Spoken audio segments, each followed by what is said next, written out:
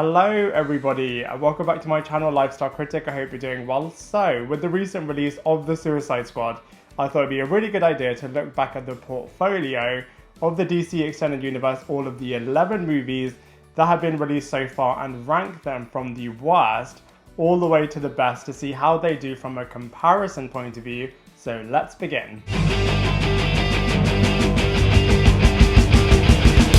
So in position 11, it has to be Joss Whedon's version of the Justice League. I mean, he totally butchered and destroyed Zack Snyder's vision of this movie and just totally ruined not only this movie and the franchise, as after this movie, they just went down a very different direction for the DC Extended Universe, but also he totally ruined some people's careers as well. And this movie is just totally disjointed, really uninspiring and just not that impressive, which is why so far it has to be the worst DC Extended Universe movie released.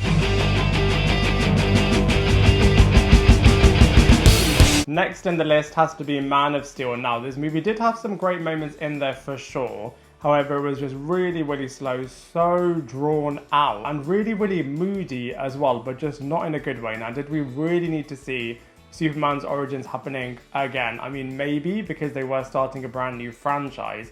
I just feel like this movie could have been communicated so much better. Now, I know Zack Snyder had a particular vision that he wanted to tell over a number of movies, which would have then got the Superman character to be the Superman that we all know and love. But I just feel like, it was just a bit unfortunate that he wasn't able to do that, and actually his Man of Steel, as a result, just isn't that great. Next in the list for me is Wonder Woman. Now, I know some people absolutely love this movie, and for great reasons, as there are some really cool moments in this movie, especially the opening sequences in Themyscira. I personally just don't really like movies set in the past, and also the villain of this movie I just thought was super anticlimactic.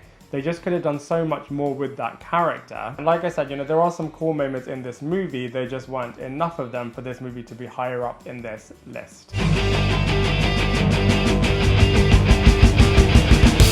Next in this list we have Wonder Woman 1984. Now, similarly, this movie did have some cool moments as well, and conceptually had some brilliant ideas.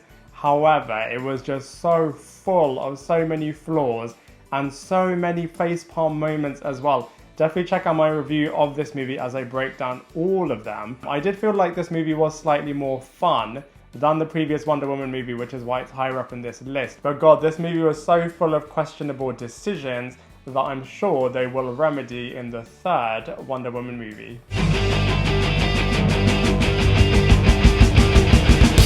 Next up we have Birds of Prey. Now, this movie is watchable and really enjoyable as well. Margot Robbie does a brilliant job, as always, as Harley Quinn.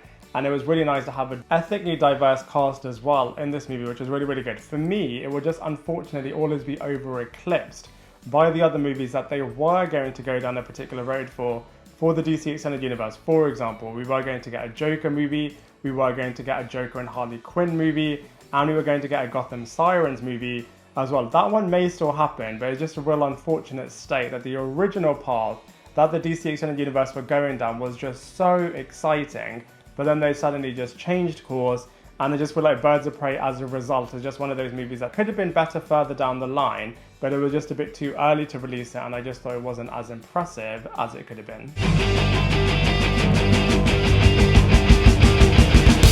Next up we have The Suicide Squad, which I just think is overly hated and overly criticised. I actually really enjoyed this movie. I think they had some great casting decisions, and the storyline was pretty decent as well. It may well not be the exact version or the vision from David Ayer, and we may well hopefully see the true Ayer cut one day. But I thought there were some fun concepts, a really great execution. The villain may well not have been that great, but I think this movie also was the first time in which WB executives wanted to start going down a different road, as they were listening to the fans and were just thinking that they need to completely change up all of their plans, which is a shame, as the original path could have been so exciting, especially that Deathstroke movie. Oh God, there were just so many other brilliant movies that were on the original plan that's now not going to happen, and Suicide Squad unfortunately was the start of that downward spiral. Next up we have Aquaman, which is the first $1 billion movie to be featured on this list. And it was a really, really cool film, super enjoyable. The storyline was brilliant. The visuals were absolutely outstanding. Traveling the world with all of these different characters was really, really cool as well. I cannot wait to see what they're going to be doing in the sequel. And it really did put the Arthur Curry and the Aquaman character at the forefront for mainstream audiences. I didn't love this movie in comparison to other brilliant films from the superhero genre, but that being said, it is still a pretty awesome movie from the DC Extended Universe. Next up we have Batman vs Superman, which honestly is another movie that is just overly criticized and hated. This movie is actually really, really good. In particular, I absolutely love all of the scenes with Henry Cavill and with Ben Affleck. I feel like they bounce off each other so well as Clark Kent and Bruce Wayne, and then when Superman and Batman have their fighting sequences as well, is just so brilliant, and you can really understand where all of them are coming from. And also Jesse Eisenberg being the mastermind behind all of it as Lex Luthor, the crazy Lex Luthor from his interpretation, I think was really, really good. And also the Ultimate Edition just has a lot more backstory in there, so that you can really flesh out the characters a lot more. You can really see why there is a bit of hatred between the two of them. And the deleted scenes just add a lot more oomph to this movie, which just makes it so much better. That being said, they can't disguise the fact that Doomsday was a pretty awful villain, was such a bad CGI mess, which definitely did take away from this movie. But that being said, I do think it's pretty decent as well.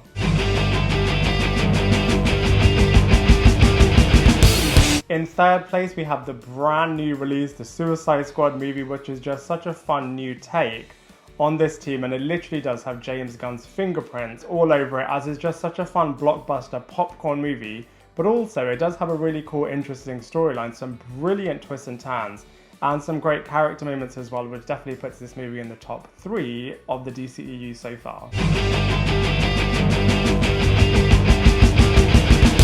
Next up we have Shazam, just missing out on the top spot, and I absolutely loved this movie. It was just such a fun and enjoyable new take. This was the first time that the DCEU was taking a bit more of a light-hearted take on its world, and it was just so good. It was just so full of humour and just so full of heart as well, as you can really see where all the different characters from a foster home point of view are coming from, especially when they then turn into the superheroes themselves. The jealousy between Billy Batson and the other characters of the foster home family, I think, was done really, really well as well. All of the fantasy aspects of these characters being somewhat godlike powers, I thought was really, really cool. I wish we would have got that Henry Cavill cameo, as that really would have been the cherry on the top. But I just feel like this movie was really, really cool. All of the villains I thought was really, really great as well. And it just leads itself so brilliantly into the Shazam sequel and the Black Adam movie as well. And I'm really excited to see where this franchise is going to go next. And getting the top spot, the number 1 spot, has to go to Zack Snyder's Justice League. Of course, it wasn't going to go to any other movie. I mean, this movie alone, just from a cinematic history point of view, was just absolutely amazing. A true fan cry campaign that led to it even being released, I thought was absolutely amazing. And just the scale of this movie was absolutely unbelievable. It really did affect all of the different worlds, all of the different characters. It was just so exciting.